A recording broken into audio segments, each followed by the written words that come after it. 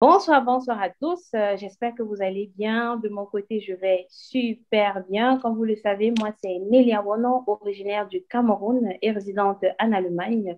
Je suis passionnée de sport, de santé et de diversité africaine. Alors, au travers de ma chaîne, je vous partage des astuces pour contribuer à votre bien-être. J'ai décidé ainsi d'introduire une nouvelle rubrique qui se nomme Conseil nutrition et santé. Durant cette rubrique, je vous parle des astuces alimentaires. Je vous les présente et je vous parle aussi de leur apport pour le bien-être, pour la santé. Alors, notre thématique aujourd'hui sera portée sur le persil et ses vertus. Comme vous le savez, le persil est utilisé dans la cuisine comme une herbe aromatique qui accompagne nos cuissons habituelles et beaucoup ne le savent pas, mais le persil a un apport nutritif et un apport diététique pour la santé. Alors, pour débattre sur cette thématique, j'ai tenu à inviter notre sœur, notre amie Josica, spécialiste et chirurgienne de l'alimentation et de la... Oui, spécialiste de l'alimentation, dont je vais lui laisser le soin en fait de se présenter. Et au cours donc, de cette séance, je vais lui poser un certain nombre de questions. Nous allons essayer de changer sur le persil et c'est bien fait.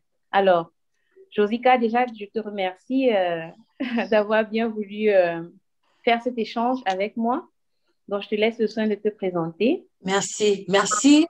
Bonsoir à vous, fidèles téléspectateurs. Bienvenue sur la chaîne de Nelly. Je m'appelle Josica. Je suis chirurgienne, entre guillemets, parce que la précision, elle est d'importance. Je suis chirurgienne en nutrition, spécialiste de l'alimentation tropicale. Donc, mon travail consiste à m'occuper des personnes qui ont les problèmes de santé, d'alimentation et de poids, mais en prenant en considération notre héritage culinaire africain et ainsi que nos pratiques alimentaires africaines. Et donc, je voudrais profiter de l'occasion pour remercier Nelly pour l'invitation parce que c'est toujours un plaisir immense pour moi de parler d'alimentation et voilà, surtout de rentrer dans les méandres de ce qui concerne les classes alimentaires qui peuvent sembler banales ou alors pour lesquelles on n'a pas suffisamment mis en lumière leurs propriétés et leurs vertus nutritionnelles.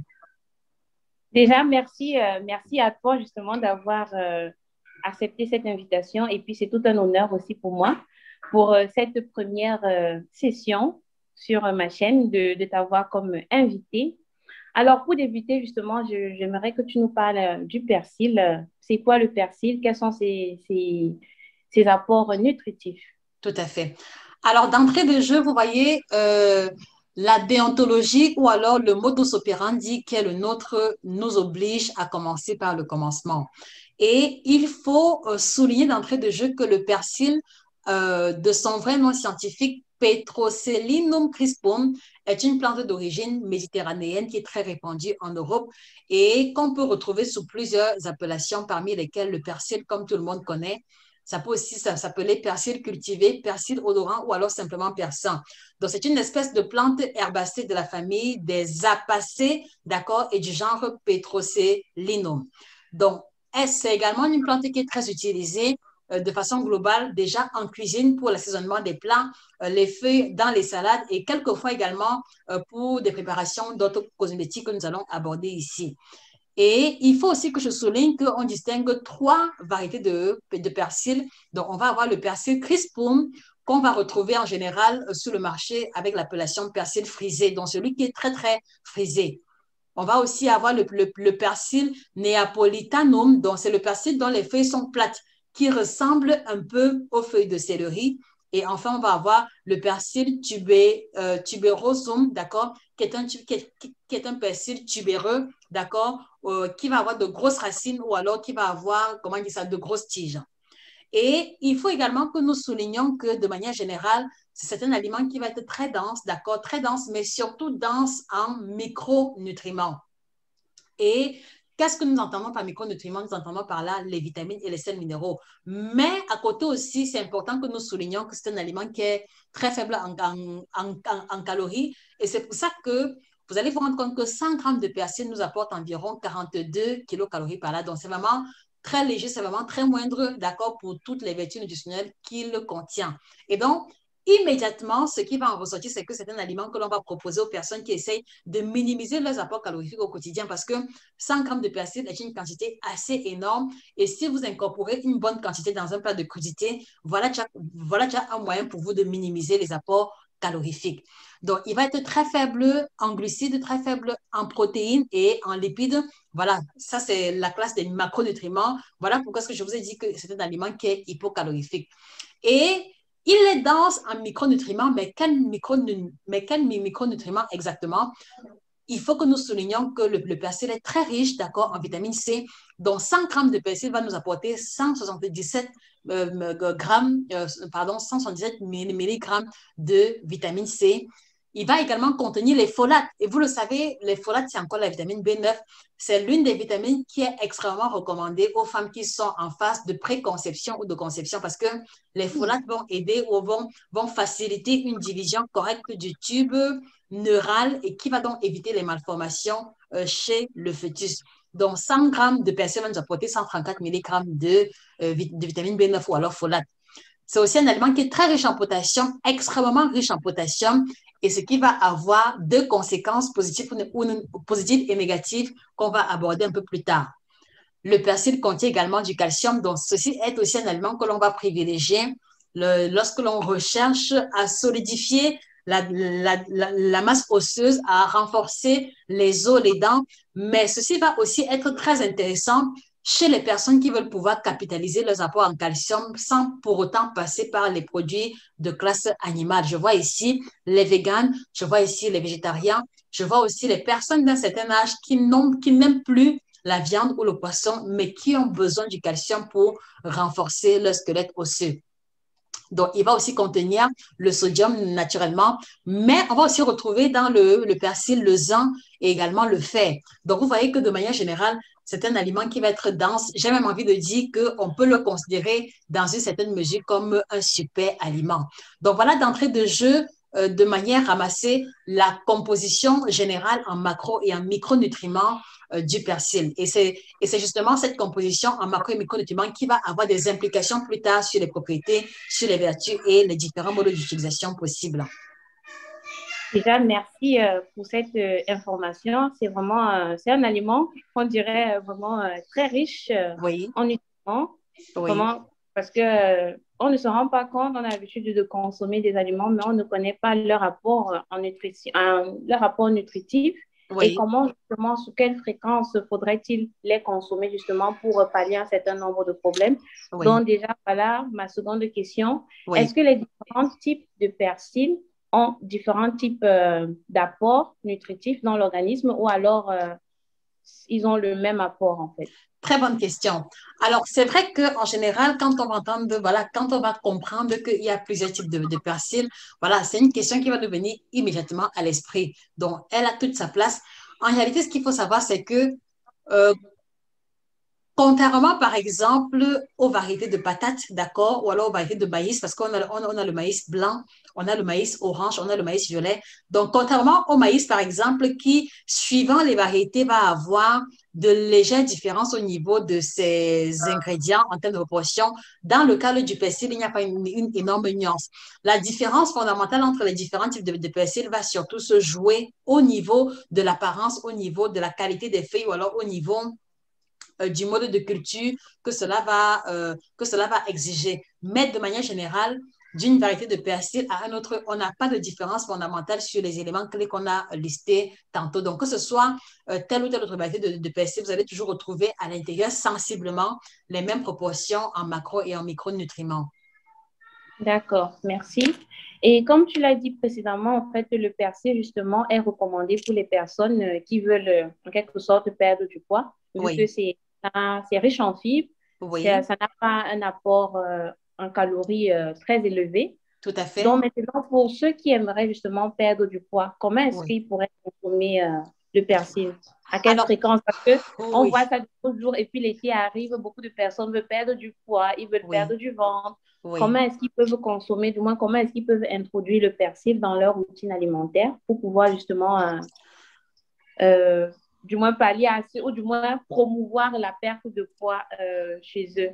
Oui. Je pense que je m'attendais aussi un peu à cette question parce que dès lors qu'on parle de perte de poids, voilà, tout le monde est aux aguets et tout le monde essaye de, voilà, de pouvoir capter les astuces, comme on dit souvent, pour pouvoir maximiser la perte de poids. Je m'y attendais d'une manière ou d'une autre.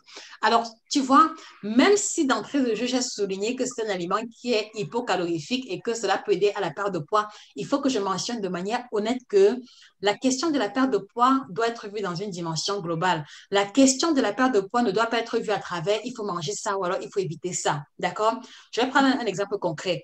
Si par exemple, d'accord, vous vous retrouvez dans une posture où le matin vous avez mangé les beignets haricots ou alors vous avez mangé le pain, fromage, shinken, saucisson, voilà, salami. Voilà. Et puis maintenant, à midi, vous vous retrouvez en train de manger du hamburger. Et parce que vous avez suivi cette vidéo où on vous a dit qu'il faut manger le persil pour maigrir, le soir, vous vous retrouvez en train de faire une grande salade avec le persil. Si vous devez répéter un tel schéma alimentaire tous les jours, vous allez vous rendre compte que la balance risque de ne pas bouger. Parce qu'en amont, avant le persil, vous avez mangé des aliments qui ont pesé lourd sur votre balance énergétique. Donc, la question de comment maigrir avec le persil ne doit pas être vue sur l'angle de quel type de repas manger, mais plutôt dans un aspect global en prenant en considération la balance énergétique. Donc, la balance énergétique, c'est quoi? C'est être en mesure, d'accord, d'apporter à son corps autant de calories que l'on dépense. Et dans le cadre de la perte de poids, il faut créer un déséquilibre justement en se dépensant plus et en apportant moins de calories. C'est comme ça qu'on réussit à perdre de poids. Donc, je voudrais profiter de l'occasion pour vous faire comprendre que quelle que soit l'ambition que vous nourrissez, perte de poids, prise de poids, il faut toujours envisager les aliments présentés dans une dynamique globale. Mais qu'à cela ne tienne, l'un des moyens que moi je trouve très intéressant, qui aide vraiment à booster la perte de poids à travers la consommation du persil, c'est de le consommer dans les salades, d'accord? Donc, premièrement, vous pouvez découper les feuilles de persil et les rajouter dans vos salades de crudités parce que non seulement cela va avoir un effet très intéressant au niveau de la digestion. Vous voyez, si par exemple vous êtes victime de constipation ou de ballonnement ou de gaz, le persil aide vraiment à dégonfler complètement vos intestins en vous libérant des gaz intestinaux. Le second élément qui est très lié à la perte de poids, c'est que c'est une plante diurétique, c'est une plante qui lutte contre la rétention d'eau. Et je vois ici, par exemple, les gens qui ont souvent les poignets gonflés, qui ont souvent le visage enflé, qui ont souvent même le ventre gonflé, d'accord? Ou alors les personnes qui ont souvent les jambes enflées. Donc, si vous reconnaissez que vous êtes sujette à la rétention d'eau, la consommation du persil sous forme de salade va vous être énormément utile à travers ses propriétés liées à la rétention d'eau. Et au-delà aussi, parce que pour ma part, nous devons toujours rechercher la perte de poids avec la santé en parallèle. Donc, ça contient la vitamine C qui vous évitera la fatigue, d'accord? Et je vois ici ceux qui parfois, le matin au réveil, parce qu'ils font un régime, sont extrêmement fatigués. Commencez par exemple votre matinée avec un bol de fruits sur lequel vous aurez découpé le persil, vous aidera à faire le plein de vitamine C et donc vous apporter plus de pêche, plus de dynamisme pour le restant de la journée. Voilà. Et au-delà aussi, on peut faire des décoctions. Donc, on peut faire bouillir les feuilles de persil, d'accord? Et une fois que cela refroidit, on le boit. Mais je voudrais préciser qu'en buvant les décoctions de feuilles de persil, vous allez surtout bénéficier de l'effet antidiurétique, de l'impact positif sur la digestion et de l'effet détox, d'accord? Donc, n'allez pas boire le persil dans le but de voir les kilos s'envoler sur la balance. Non, il est important d'avoir une alimentation adéquate en amont et en insérant le persil dans la routine, vous allez avoir des résultats qui vont au-delà de la perte de poids tels que ceux que j'ai énoncés précédemment. D'accord. Et j'aimerais, comme tu as parlé précédemment par rapport à ceux qui sont généralement fatigués, surtout le matin, de Oui, consommer dans la salade. oui, Moi, sur ma chaîne, je parle beaucoup plus aussi des smoothies. Qu'en est-il des oui, smoothies? Est-ce que c'est aussi oui. recommandé de consommer des smoothies le Tout matin, du à moins des fait. smoothies au persil? Oui, Et avec quel type de fruits on pourrait mélanger cela? Parce que on a tendance à dire que les smoothies, ce mix de fruits peuvent oui, entraîner un mélange chimique dans le ventre qui peut créer peut-être des maux de ventre ou bien des oui, douleurs, je ne sais pas moi. oui, Donc, est-ce qu'il y a un type de fruits bien spécifique avec oui, lesquels on pourrait mélanger le persil ou alors libre à chacun oui. de, de faire peut-être utiliser trois fruits et du persil en plus? D'accord. Très bonne question. Merci, merci Nelly. Alors oui, c'est vrai que d'une personne à une autre, le fonctionnement du métabolisme n'est pas pareil. D'accord? Ça, c'est dans. De deux également, il faut aussi reconnaître que chaque individu a son degré ou son seuil de sensibilité. Donc, vous devez pouvoir prendre en considération votre seuil de sensibilité en gardant en mémoire, par exemple, les aliments que lorsque vous les consommez, ils génèrent chez vous des malaises ou alors des réactions secondaires quelconques. Ça, c'est de trois. Mais de manière générale, en ce qui me concerne, personnellement, je n'ai pas de limite quelconque à donner concernant les fruits à utiliser. Mais je vous dirais que le matin, par exemple, à jeun, c'est bien de capitaliser les fruits qui sont très liquides. Les fruits à queue, s'il faut le dire ainsi. Éviter au maximum les fruits trop riches en amidon. Par exemple, la banane douce, il faut éviter un peu le matin, surtout si vous voulez associer ça le persil.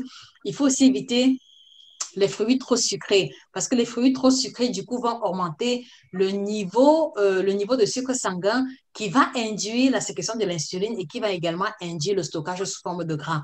Donc, tu vois que si on se retrouve en train d'avoir un niveau de sucre élevé le matin à travers une boisson que l'on veut capitaliser pour la perte de poids, c'est deux actions contradictoires qui va finir, c'est-à-dire qu'une action va finir par annuler l'effet de l'autre. Je ne sais pas si tu comprends un peu ce que je veux dire Non, je par là. comprends Voilà, parfaitement. voilà. Donc, du coup, il faut faire l'effort de se tourner le plus possible vers les fruits à que, par exemple, la pastèque, les oranges, oui, pastèque, orange, la papaye également. Moi, personnellement, ce que je faisais et que je fais également quelquefois et qui marche très bien, c'est que vous découpez une papaye bien mûre en dés, vous mettez quelques gouttes de citron dessus et puis vous ciselez le persil. C'est impeccable pour ceux qui ont pour ceux qui ont le transit difficile le matin. Vraiment, quand vous prenez cela avec un verre d'eau, voilà, dans les heures qui suivent là, vous allez aller au petit coin. Et au-delà, le fait d'associer le fruit et le persil va également rafraîchir la laine. Donc, ceux qui ont des soucis de mauvaise haleine le matin pourront bénéficier de cette triple action-là, c'est-à-dire que amélioration de la digestion, amélioration de la laine, mais également bénéficier du côté coup de fouet que va apporter cette combinaison-là à travers le punch, à travers le bon niveau d'énergie que vous allez pouvoir avoir. Donc, allons-y sur la base des fruits à queue et si possible, associer à ça également les légumes. Parce que vous voyez, à cause du fait qu'on doit veiller à ce que le niveau de sucre sanguin ne s'élève pas rapidement, il est mieux de maximiser la portion de légumes et mettre juste un peu de fruits pour le côté légèrement sucré pour apporter un peu de douceur. Donc, un exemple simple, vous n'hésiterez pas, par exemple, à faire un jus à base de concombre, carottes, du persil à l'intérieur et éventuellement un jus d'orange. Voilà, par exemple, une très bonne combinaison. Tu vois, donc vraiment Super. capitaliser les fruits et légumes à queue et éviter autant que possible les fruits trop sucrés ou alors les fruits riches en amidon. D'accord. Déjà, merci pour les Donc, internautes. J'espère qu'ils pourront bénéficier justement de ces astuces. Justement, en oui, faisant mes recherches, oui. j'ai eu à, du moins, acquérir des informations comme quoi le persil sera utilisé justement pour détoxifier les reins. Est-ce que Oui, tu pourrais nous en dire un peu plus tout à concernant? fait. Tout à fait. Alors, à partir du moment où on est en face de son aliment qui est riche en micronutriments, d'accord, qui renvoie aux vitamines et aux sels minéraux, et en partant du principe selon lequel les vitamines ont un pouvoir antioxydant élevé, tu vois que dans le mot antioxydant, on a la racine non, on a la racine oxydant qui renvoie à l'oxydation. Et quand on parle d'oxydation, vous voyez ici dégradation, vous voyez ici développement du cancer, vous voyez ici vieillissement accéléré. Donc, à partir du moment où on souligne que les vitamines sont antioxydantes, ça veut dire qu'elles vont avoir une action sur le ralentissement de l'oxydation, sur le ralentissement du vieillissement, sur le ralentissement de la survenue des maladies liées à l'oxydation telles que le cancer. Et ça fait donc que la consommation régulière du persil va donc avoir une action très intéressante sur les émontoires. Et par émontoire, j'entends ici les organes qui permettent la dépuration de l'organisme, à savoir le foie, les reins et également la peau. D'accord? Et c'est pour ça que vous allez vous rendre compte que le fait, par exemple, de prendre une décoction de persil, c'est-à-dire que surtout chez les personnes qui ont une mauvaise alimentation, quand vous prenez, par exemple, la décoction de persil, les 2, 3 premiers jours, vous avez des urines extrêmement foncées et quelquefois, même certains ont même du mal à faire pipi parce qu'en faisant pipi, ils ont mal. Et pourquoi ils ont mal en faisant pipi? C'est parce que ils ont accumulé au niveau de leur rang plein de toxines et parmi lesquelles l'acide urique qui à une dose élevée, finit par former des cristaux. Et quand ces cristaux-là restent au niveau des reins et que vous prenez une boisson détox à base de persil, vous allez avoir du mal parce que le fait que les cristaux soient obligés maintenant de sortir va créer une légère douleur. Mais si vous persistez avec la consommation de la tisane à base de persil, les cristaux vont s'éliminer et puis maintenant, progressivement, vos urines vont avoir une coloration de plus en plus normale. Donc, voilà, par exemple, un moyen par lequel on peut faire une détox en utilisant les feuilles de persil. Et ici, je vois surtout les hommes qui consomment les cubes, qui consomment les broues, qui consomment l'alcool, qui consomment le tabac et qui ont une alimentation vraiment désorganisée. Donc, vous ne perdez rien à faire une décoction de persil.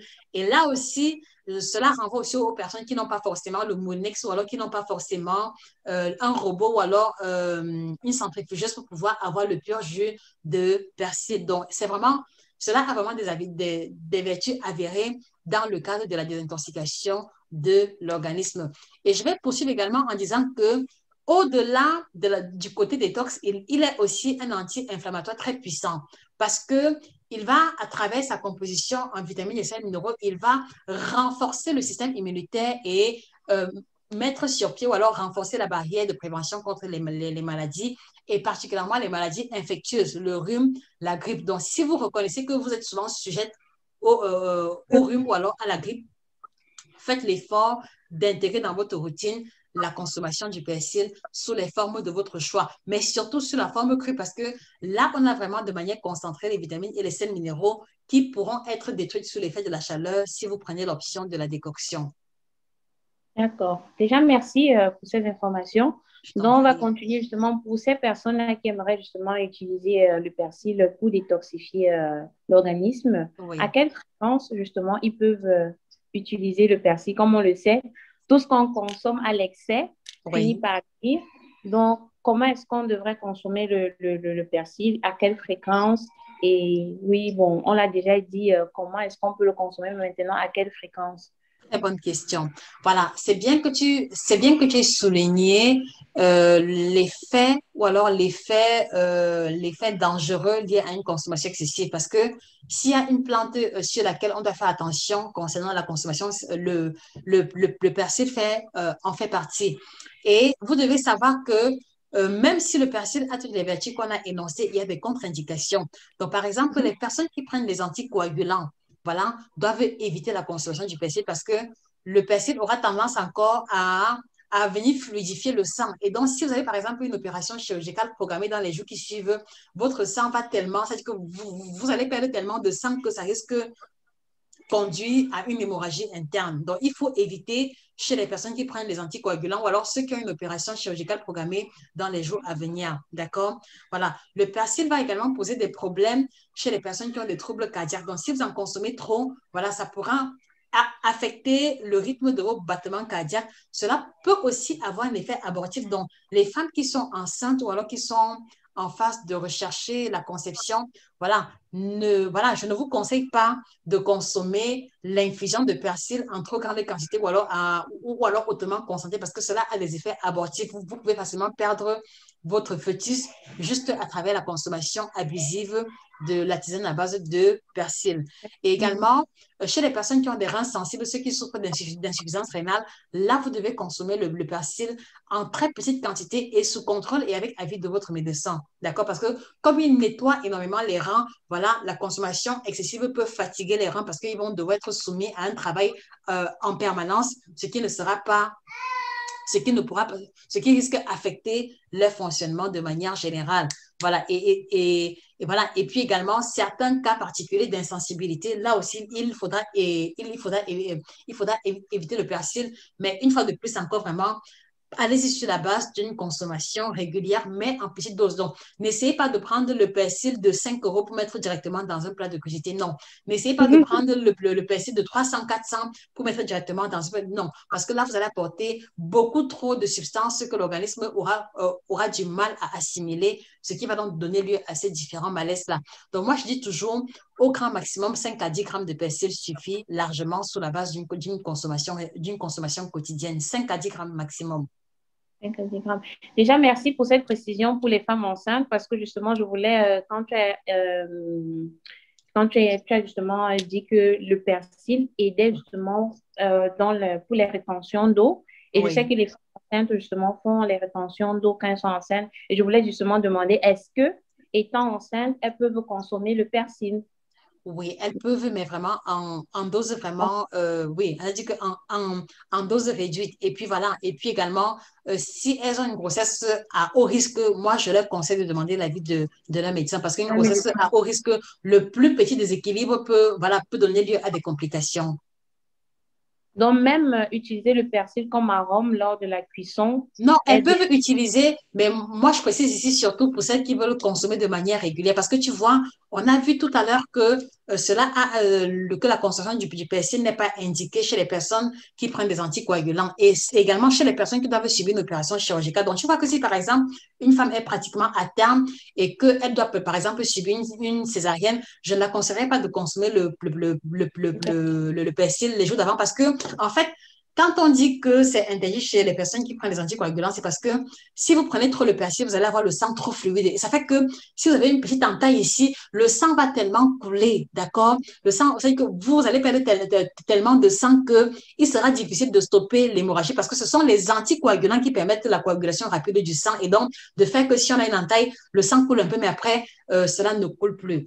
Or, si vous prenez les produits, si vous prenez les aliments tels que le persil qui fluidifie beaucoup le sang, voilà, lors par exemple, de la césarienne, si à la base, elle devait perdre 0,5 litres de sang, elle peut se retrouver en train de perdre 2 litres de sang. Et là, c'est une hémorragie interne qui va nécessiter une transfusion sanguine d'urgence, par exemple.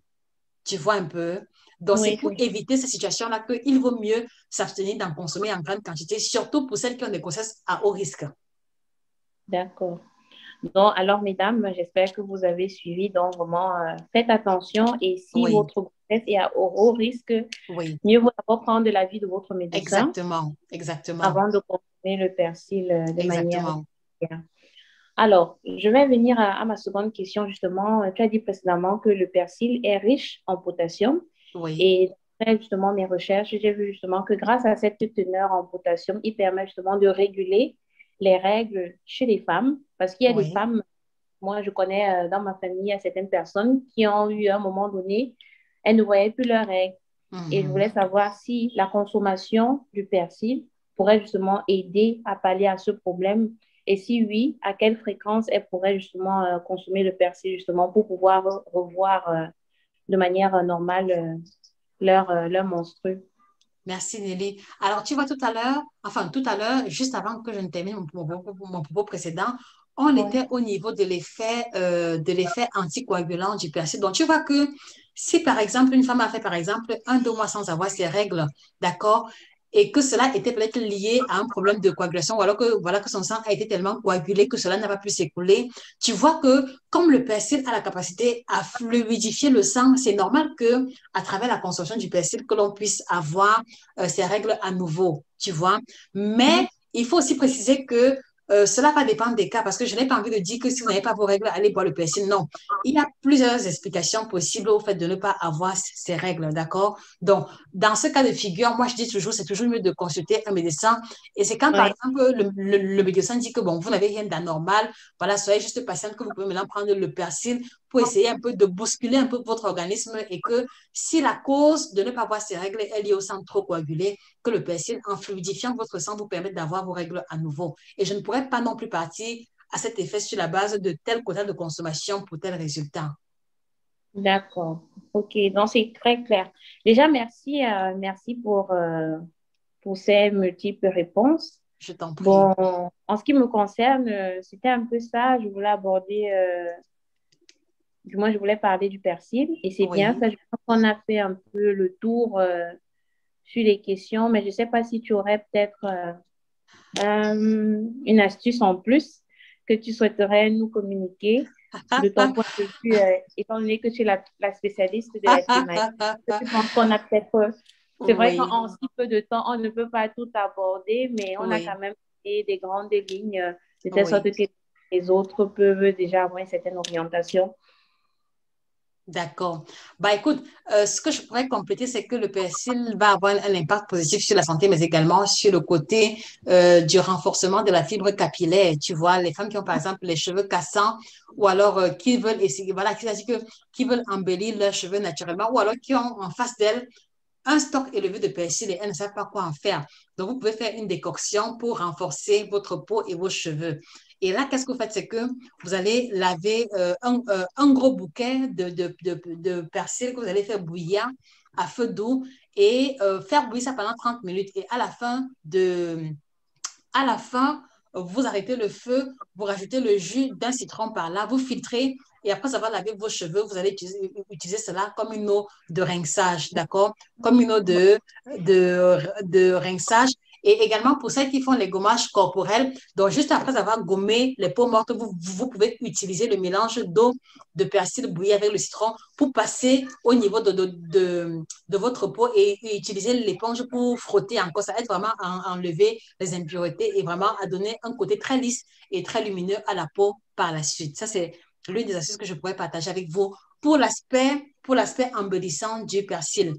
Et maintenant, voilà, je pourrais aussi encourager les uns et les autres vraiment à, comment dire ça, parce qu'en fait, tu vois, le problème qui se pose, c'est que quand on dit, par exemple, aux personnes que le persil est bon pour la santé, beaucoup vont se retrouver demain au marché à payer le persil de 500 000 francs, mais utilisé uniquement pendant 2 jours. Troisième jour, ils sont découragés. Donc, allez-y sur la base selon laquelle vous allez trouver le moyen d'intégrer le persil dans votre routine quotidienne. On a expliqué que vous pouvez l'intégrer dans la salade de fruits le matin.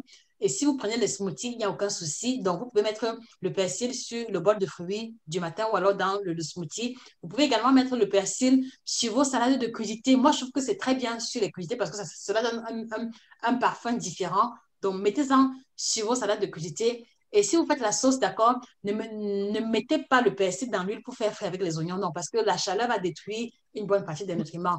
Donc, découpez le persil, d'accord, en tout petits morceaux avec un peu d'ail. Et quand, par exemple, vous faites la sauce tomate, donc une fois que c'est que, ça dit que c'est quand vous, ça dit que c'est, quand, voilà, quand la sauce tomate est déjà prête, vous versez le mélange persil, ail, d'accord, en fin de cuisson sur le dessus, vous éteignez le feu. Donc, du coup, il y aura un peu de chaleur qui va aider la libération des huiles essentielles, des principes actifs, mais c'est une dose de chaleur qui ne pourra pas détruire complètement les nutriments contenus à l'intérieur. Donc, voilà les 3 moyens principaux à travers lesquels vous pouvez capitaliser la consommation du persil. D'accord. Déjà, merci. Et comme on le dit, tout ce qui est consommé cru, en Oui, principe, hein, oui. donc on ne peut que recommander aux uns et aux autres de régulièrement consommer des aliments crus, Oui, tels que oui, le fil, ne pas oui, trop faire cuire à la vapeur ou même frire et tout. exact. Donc, voilà. Déjà, merci pour ces enseignements que tu nous donnes ce Je soir. t'en C'est prie. vraiment enrichissant. Oui, Et j'espère que vous, de l'autre côté, vous qui nous suivez, vous avez, comment dirais-je, pu avoir un plus et que cela vous aidera justement pour les jours à venir, pour mieux prendre soin de votre santé, d'accord. mieux prendre soin de vos cheveux ainsi que de votre peau, parce que nous, les femmes, on aime bien Le prendre nyanga soin et de nos nous, c'est une... cheveux. c'est-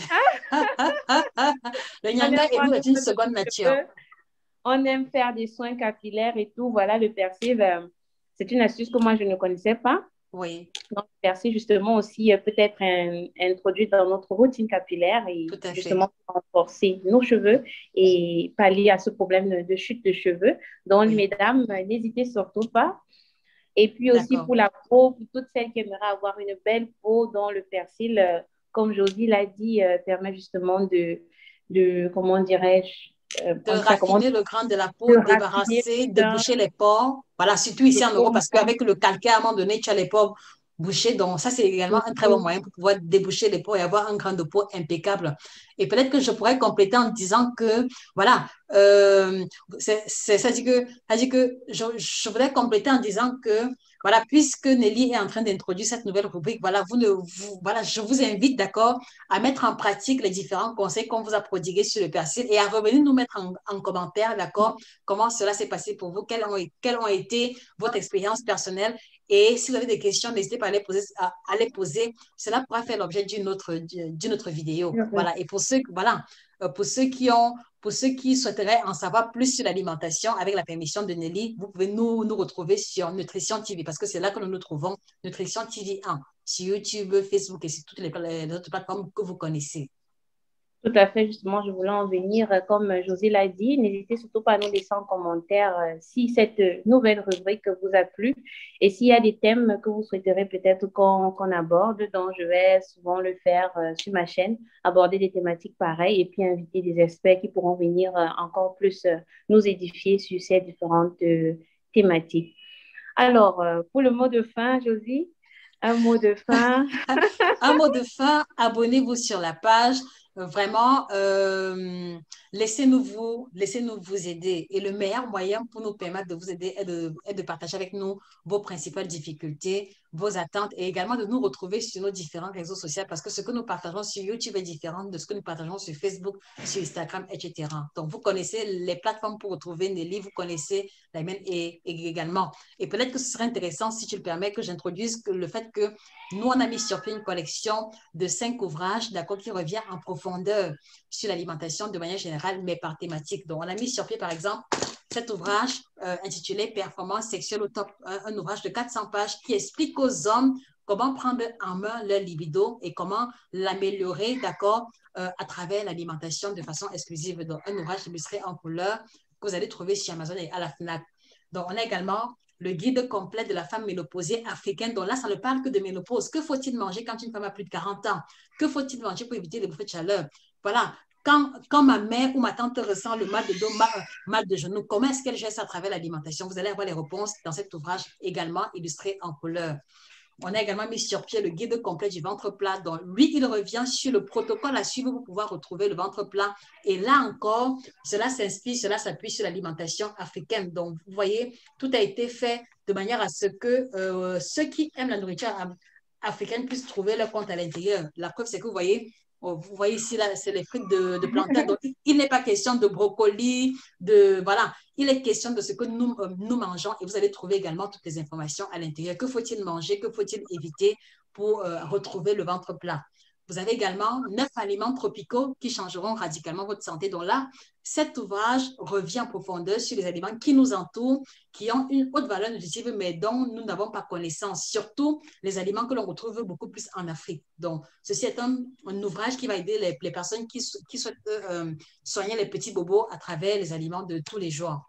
Et là, vous avez enfin 7 aliments à bannir de votre alimentation. Donc là, vous avez les 7 aliments que les Africains consomment le plus et qui va avoir un effet catastrophique sur la santé. Donc, vous avez les images des aliments et également les alternatives de substitution. Donc, allez-y, commandez votre collection d'ouvrages disponibles chez Amazon et à la FNAC pour pouvoir prolonger le processus de connaissance qui conditionne définitivement une bonne routine alimentaire. Tout à fait. Déjà, je vais laisser en barre d'informations les liens justement pour accéder à ces différents livres et aussi le lien de la chaîne de Josica parce qu'elle a aussi une chaîne, comme elle a dit, Nutrition TV, où elle aborde aussi pas mal de thématiques qui nous concernent et surtout pour les Africains ou du moins pour toute personne qui aime bien consommer les produits tropicaux. Donc là-bas, vous allez justement avoir beaucoup d'enseignements justement. Donc voilà. On se dit déjà, laissez-moi en commentaire, comme on l'a dit, ce que vous pensez de cette nouvelle rubrique et dites-moi quel genre de thématique vous souhaiteriez peut-être nous voir aborder. Laissez-moi aussi des astuces d'amélioration. Et donc, on se dit à la prochaine et portez-vous bien. Bonne soirée. Bonne soirée à vous. À très bientôt. Bye.